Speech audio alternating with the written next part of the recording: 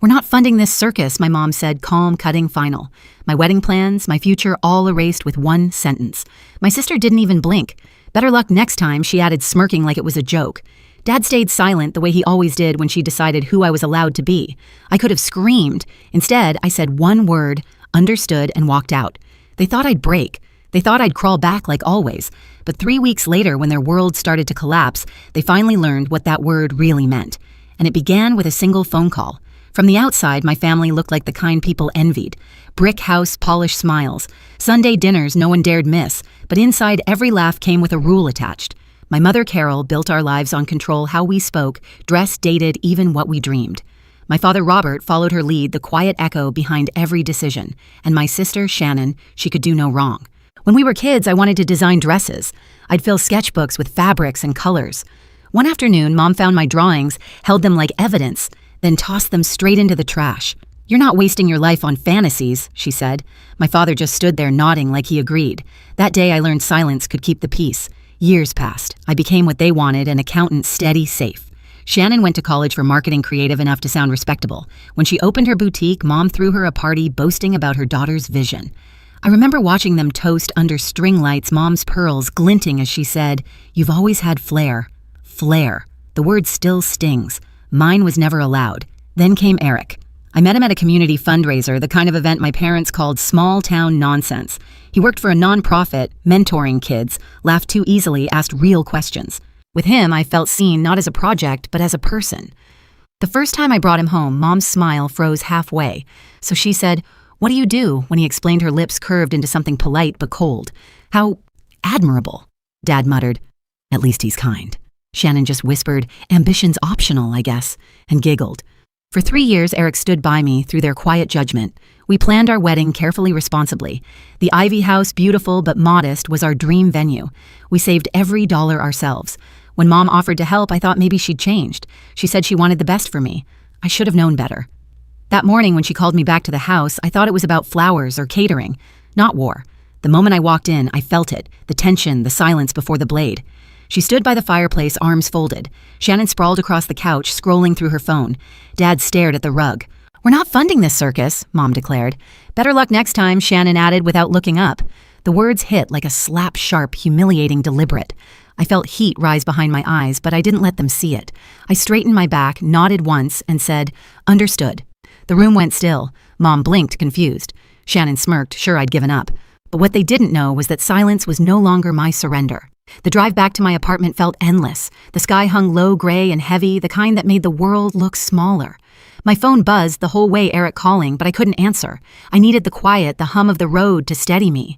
By the time I reached home, my hands had stopped shaking. Mostly. The invitation sat on my kitchen counter, cream paper gold trim, our names printed side by side.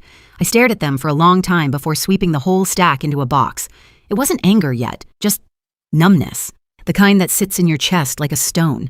Eric showed up that evening, his face worried but gentle. "What happened?" "They canceled it," I said, flatly. He blinked. "Canceled." "They can't just—" "They did. Called the venue, the florist, everything. It's done." He stepped closer, searching my face. "Do you want me to go talk to them?" I shook my head. "No. This time it's my turn." Later that night, I found myself flipping through an old drawer. At the very bottom was my high school sketchbook, the one Mom had thrown away years ago. The edges were bent, pages smudged with pencil lines. Dresses, blazers, shoes, all the things I used to love before she told me not to. I traced one sketch with my finger and felt the burn of something I hadn't let myself feel in years. Defiance. The word understood echoed in my head. It used to mean surrender. It meant you win. But not this time. Not anymore. I thought about every understood I'd ever said, when she chose my college major, when she said accounting was respectable, when she told me love should look like money and status. Every understood was a piece of me she'd taken. That night I wrote a list. Every account, every payment, every contract connected to the wedding. Something didn't feel right, too precise, too immediate. You don't cancel a full event that fast without preparation. I called the Ivy House the next morning. The coordinator hesitated before answering. "I'm sorry, Ms. Perry, but your mother already sent us your signed cancellation notice." What I asked. She paused. "It had your signature." The floor seemed to tilt beneath me. I thanked her, hung up, and stared at my reflection in the dark phone screen. Someone had forged my name. My family hadn't just canceled my wedding, they'd erased me from it entirely. I drove straight to Diane Cole's office the next morning. She'd been my company's attorney once, sharp and unshakable, the kind of woman who looked like she'd been born in a courtroom. When I told her what happened, she didn't gasp or frown, she just started writing. "Show me the paperwork," she said. I handed her every file I had, payments, invoices, the original contract for the Ivy House. Diane flipped through each page pen, tapping against the desk in steady rhythm. Then she froze. "This cancellation form," she murmured, holding it up. "That's not your handwriting." I leaned closer. My name was there, sprawled across the page in clumsy ink. My signature, but not. Diane looked up, her eyes sharp. "Someone forged it, and if they used your financial info to make payments, that's a crime." The word crime hit me like a cold slap. I wasn't just dealing with manipulation anymore. This was theft, deliberate, calculated. We spent hours combing through details, every transaction, every withdrawal from the wedding account. And that's when we saw thousands of dollars wired to Shannon Perry, designs her boutique. Another trail led to my parents' credit card payments and home renovations. "They used your money to cover their debts," Diane said, "and I'll bet it gets worse." That night I sat in the dark with only my laptop screen lighting the room. I replayed every moment in my head, Mom's cold tone, Shannon's smirk, Dad's silence. It all clicked into place. The wedding wasn't just a power move. It was a cover-up. The next day, my phone rang. Uncle Stephen's name flashed across the screen. We hadn't spoken in months, but his voice was tight, uneasy. "Eleanor, there's something you need to know," he said. "It's about your grandfather's trust fund." I froze. "What about it?" "He set it up years ago. $250,000. It's yours, but it activates only when you marry. Your parents have been managing it and withdrawing from it." I checked the records myself. The air left my lungs.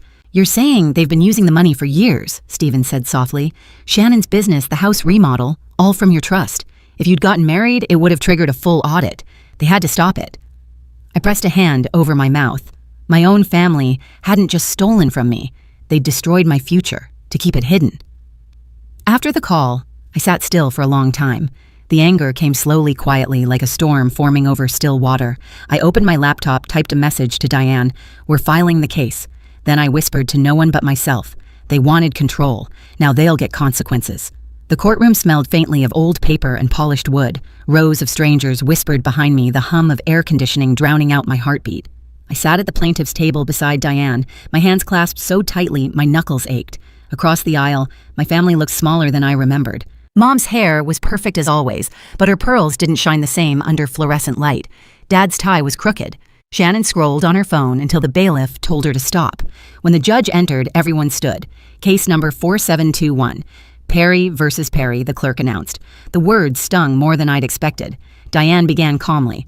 "Your Honor, this case involves the unauthorized use of my client's financial assets and a forged signature on legally binding documents. We intend to show that Eleanor Perry's parents and sister not only interfered with her wedding plans, but also misappropriated her inheritance." Mom leaned toward her attorney, whispering something sharp. She didn't like losing control of the story. Diane laid out everything: the forged cancellation form, the bank withdrawals, the payments, funneled to Shannon's boutique. She passed copies to the judge, each page landing with a soft, deliberate slap. Then came the trust fund. Uncle Stephen took the stand, looking uneasy in his suit. My father, Eleanor's grandfather, set up a trust of $250,000 for her. It would release upon her marriage.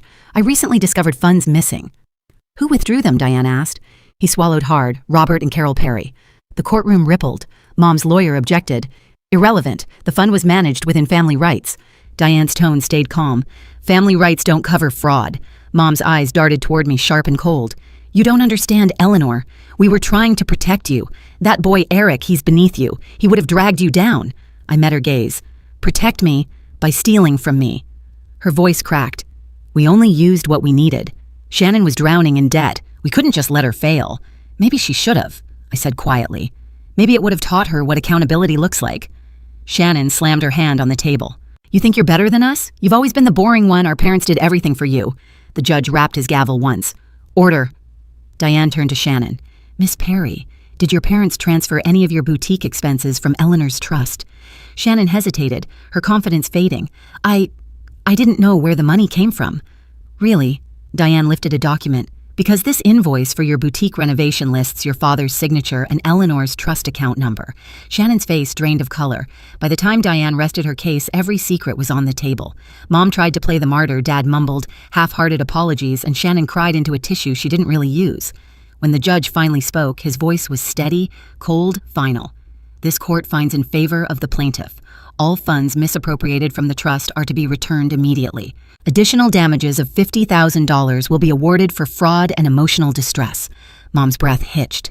Dad's shoulders collapsed. Shannon stared at me with pure disbelief. I didn't smile. I didn't gloat. I just exhaled for the first time in months. Outside the courthouse, the sky was clear, a rare blue that felt almost staged. Reporters weren't there. No crowd, just quiet. Diane turned to me. "You did it." "I just stopped them," I said. "That's all." A week later, I stood at the Ivy House again, the same archway where my mother's words had haunted me, but this time it was mine. The garden lights flickered softly, tables draped in white linen, simple and elegant. Eric waited at the end of the aisle, his tie slightly crooked, his smile unwavering.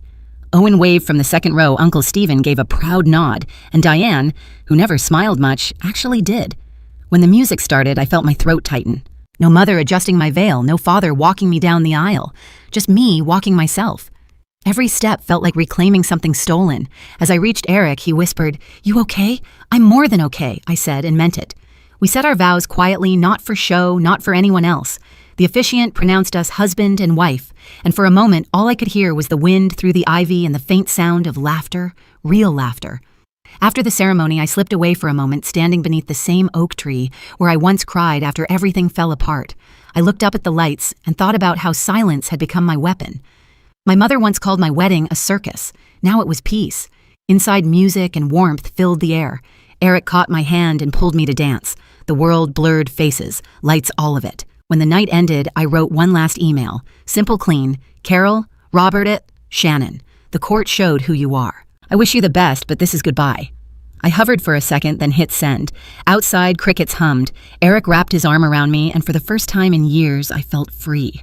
A few weeks later, the calls began. First Mom, then Dad, then Shannon. Each one left a message that sounded the same: soft voices, forced apologies, a little tremble for sympathy. "We just want to talk, sweetheart. Can we meet just once?" Things got out of hand. I didn't answer. The phone buzzed on the counter while I folded laundry, cooked dinner, lived my life. Every vibration felt weaker than the last. Then came the voicemail that made me pause. Mom's voice, brittle and tired. "Your father lost his job. Shannon's boutique. It's gone.